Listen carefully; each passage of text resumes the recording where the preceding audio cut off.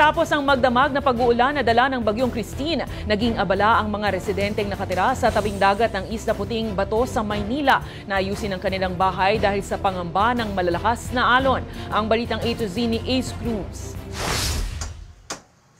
Abalang 70 anyos sa si Tatay Antonio sa pagkukumpuni ng dinaraang tulay at ilang bahagi ng kanilang bahay na sinira ng bagyong Christine. Ganyan, mababang tubig, yan, repair muna. Para lang may madaanan, maapakan. Napakaupo na lang kami sa kapag. Kaya, buti yan na. Nasirit yan ng alon, pagka gano'n ng alon. Nagkano ng mga sahig, butas, basa yan eh. Dahil tabing dagat ng kanilang bahay, nangangamba silang mapinsala ito ng malakas na alon.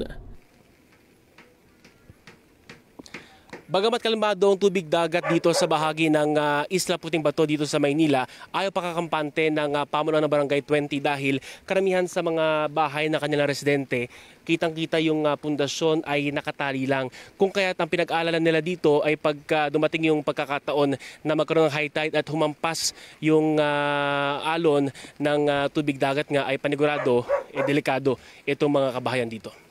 Ayaw nilang maulit ang natamong pinsala sa mga kabahayang binayo ng Super Typhoon Karina. Parang domino yan eh. Pagka bumigay isa, naglaga na lahat. Ang bahay nila, inaakit talaga ng tubig dagat. Ito, basahig nila, mataas na, inaabot pa hanggang tuhod. Pagtaas ng tubig ng dagat, pag high tide. Sa datos ng Barangay 20 na nakasasakop sa Isla Puting Bato, aabot sa 10,000 na individual ang naninirahan sa tabing dagat sa kanilang lugar. Sumunod sila, pag pinalikas sila ng barangay at ng MDRI o Coast Guard, sumunod po agad, wag na po yung matigas ang ulo. Bahay lang po yan, madali lang po yung maayos yung bahay na nagiba. Yung buhay, mahirap po ibalik.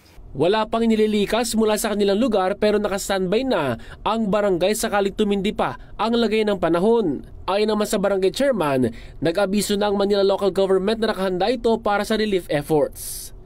Para sa Balitang A to Z, Ace Cruz.